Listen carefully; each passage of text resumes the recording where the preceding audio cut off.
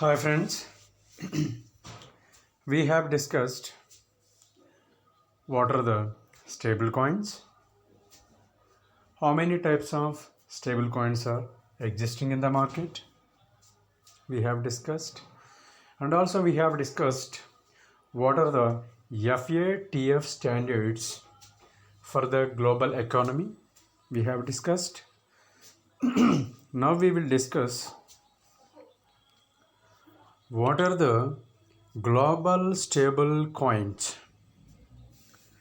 And Committee on Payments and Market Infrastructures G7 Working Group on Stablecoins. These are the topics we will discuss. I think you are all know about G7 countries, of course. We'll go for directly into the matter. Investigating the impact of global stable coins. A report by the G7 Working Group on Stable Coins.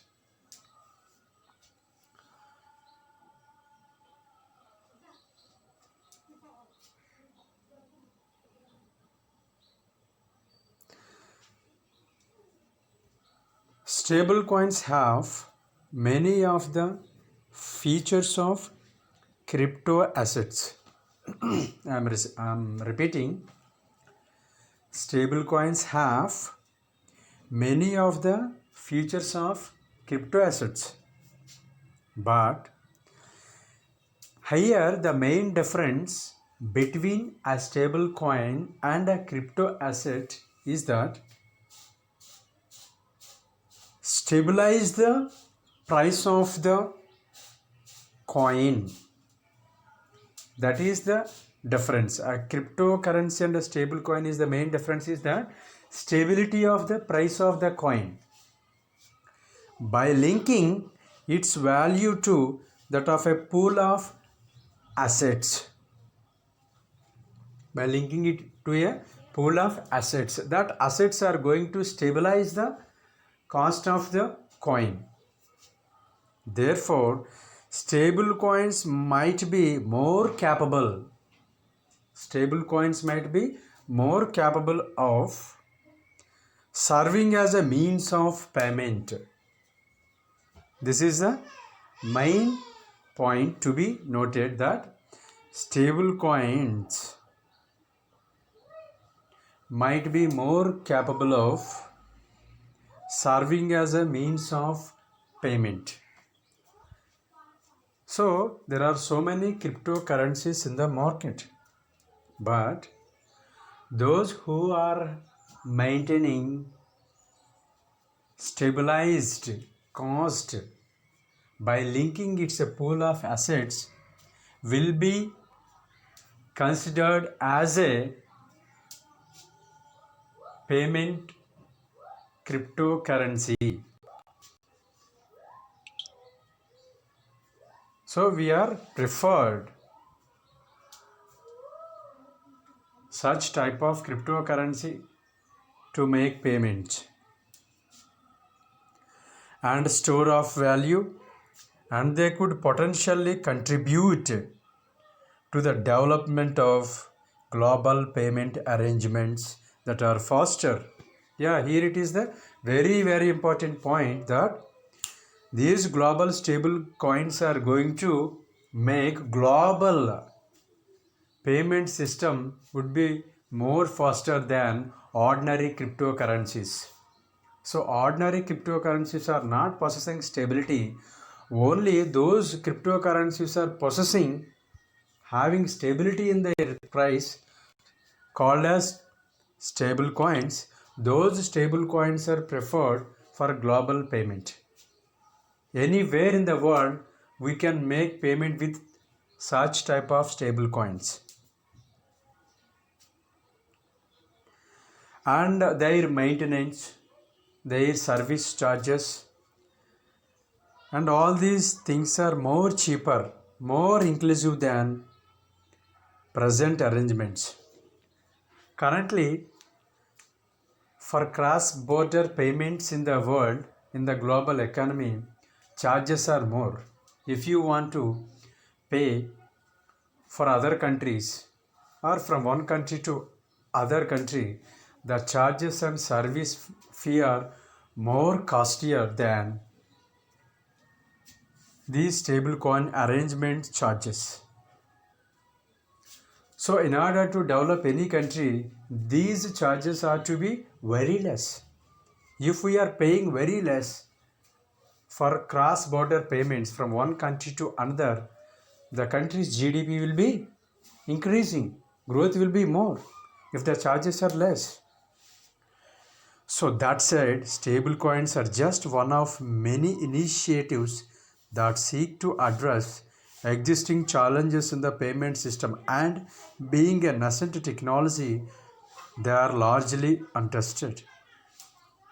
Yet, these potential benefits can only be realized if significant risks are addressed.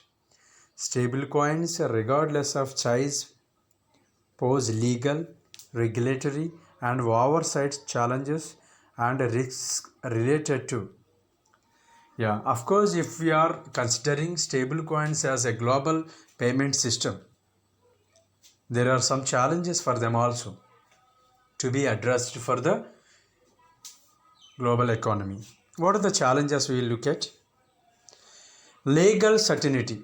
Yes, every country should legalize these stable coins in each and every country. So legal certainty is very important, because without having legalities, we could not use them. Second, sound governance, including the investment rules of the stability mechanism. Yeah, here we have already categorized stable coins in the market as three. Behind every category, there is a stabling mechanism. Is it? For fiat backed stable coins, only fiat currencies are existing. They are the first stable coins in the market. And cryptocurrency backed stable coins and commodity based stable coins. These three are maintaining different mechanisms in their backend to stabilize the cost of the coin. Third point is the most important point. Why? Because FATF standards are concentrating on money laundering as well as terrorist financing. So third point is what? Money laundering, terrorist financing, and other forms of illicit finance. Yeah, third point concentrating on the activities done by use of stable coins should not harm the society. That should not harm the society. Fourth point, safety, efficiency, and integrity of payment systems. Safety is very important. Efficiency, because the service provided by stablecoin should be more efficiently provided to the customers. Integrity of payment systems. Yeah, already there are lot of different categories of payment systems are already existing in the economical world. So these new payment system done by stablecoin should integrate all these existing payment systems into that system. Next one, cyber security and operational resilience. Yeah, nowadays we are all facing a main problem is that cyber crimes. Hackers are stealing amounts of funds from the customers' bank accounts. So banks are not giving high security by providing online banking or like a net banking. With these ways, hackers are stealing the money, stealing the data So this new system should provide high security. Next, market integrity should also be very important. And data privacy, protection and portability. Yeah. While you are using this stablecoin payment system, data privacy should be there. For that, FATF standards are released in 2019 June 21. To what extent a customer has to provide his personal data to global crypto exchanges, and what most and what are the details should not be revealed to the exchanges, because there must be a privacy for the customer to exchange his coins in the global cryptocurrency exchanges. So data privacy should also be there. Next one, consumer protection, tax compliance. Here the tax compliance is also very important. Why? Because countries are trying to increase their GDP by using these cryptocurrencies and collecting international taxation on cryptocurrencies. This is also very important. These are all the challenges ahead of stable coins. So up to now we have discussed categories of stable coins, definition of stable coins, FATF standards for virtual assets. If here we are going for the next level. The next level is that if any stable coin should be considered as a global stable coin, what are the features it has to be possessed? It should have.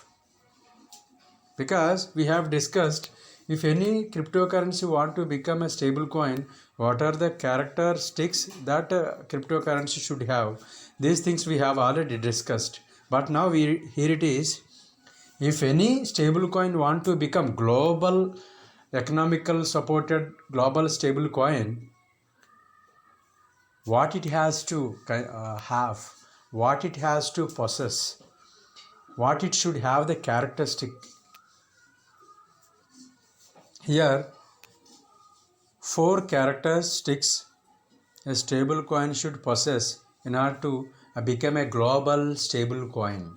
Means if any stable coin has to do its transactions each and every part of the country, means throughout the world, it has to provide 4 features, or it should have 4 characteristics. Because all cryptocurrencies should never become stable coin, all stable coins should never become global stable coins. Means throughout the world acceptance will be there if it comes under global stable coins list. So what are those characteristics? We'll discuss now. Monetary policy. What is the monetary policy? Every cryptocurrency will have a KYC policy, AML policy, monetary policy.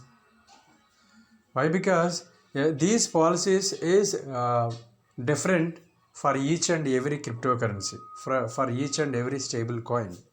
So here, in order to become a stable coin, a global stable coin, it should have a monitoring policy. For that we will discuss in next video in detail monetary policy. Second one, financial stability. Means that stable coin should have a biggest or highest financial stability in its system. There should not be lot of fluctuations in its financial stability mechanism. It must be very less. Fluctuation should be very less. So stability should be more. Third one, the international monetary system. I think we know very well about that. That is the international monetary system would be released, or this system is always be under International Monetary Fund, IMF.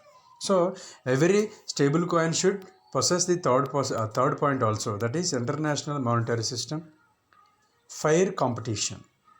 These are the things. In order to become a stable coin to global stable coin, these are the four factors it has to provide for the customers. Okay. Private sector entities that design stablecoin arrangements are expected to address a wide array of legal, regulatory, and oversight challenges and risks. Yeah, some people are asking that because OneCoin comes under private sector, Bitcoin comes under private sector, Dogecoin comes under private sector, Ethereum comes under private sector. There is no government involved in these coins. Can any private sector issue a stable coin? Any big techs can issue a stable coin? Yes, it is possible. Any private sector or big techs can issue their own stable coins. Here it is mentioned clearly, listen. The G7 believes that no begin operation until the legal, regulatory, and oversight challenges and risks outlined above are adequately addressed.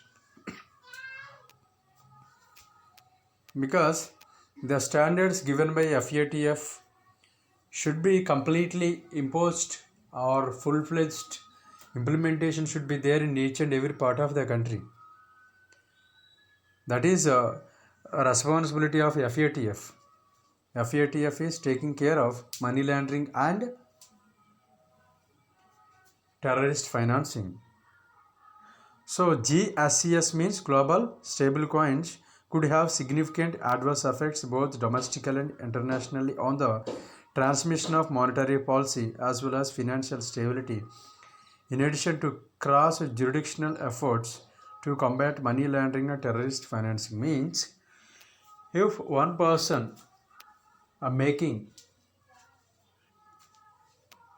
or transferring funds from one country to another country by using stable coins like Bitcoin or Ethereum, because in the stable coin history these are also being there. If you are making transfer of funds from one country to another by using these stable coins, there is a problem of money laundering and terrorist financing. This has to be very much important because their activities may harm the society. Here we'll coming to main point, that payment system. We'll go for payment system. Public authorities must coordinate across agencies, sectors and jurisdictions to support responsible innovation in payments while ensuring a global consistent response to mitigating risks. To that end, some international organizations and standard setting bodies have already issued guidance, principles and standards for the supervision and regulation of existing payment arrangements, including crypto assets.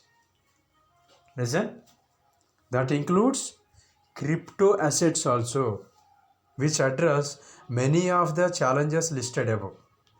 I think we have already discussed these challenges ahead of stable coins or crypto assets. This includes the Committee on Payments and Market Infrastructures, that is CPMI, and International Organization of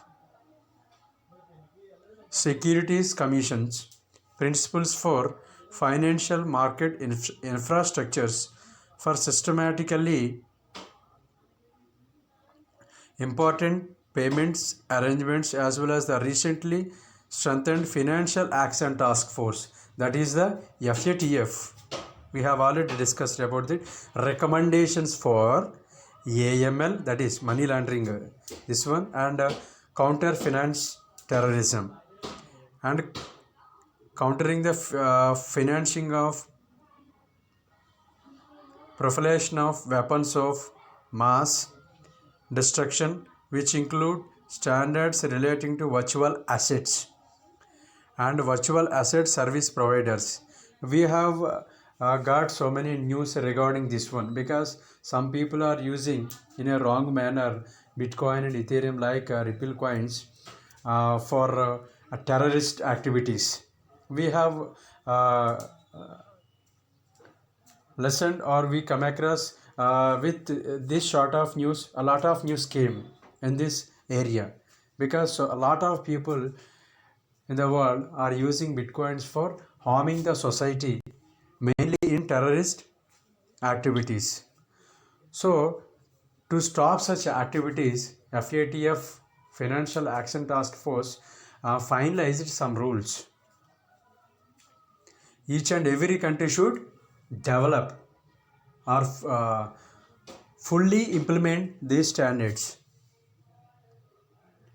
So friends, in this video we have discussed what are the stable coins and what is the difference between a global stable coin and a stable coin. What are the FATF recommendations for crypto assets? So thank you friends, thank you very much. We will discuss some more important points. G20 finance ministers July 2020 April 2020 governance meeting, what they have finalized, we will discuss in the next video. So up to now we will stop. Thank you friends, thank you very much.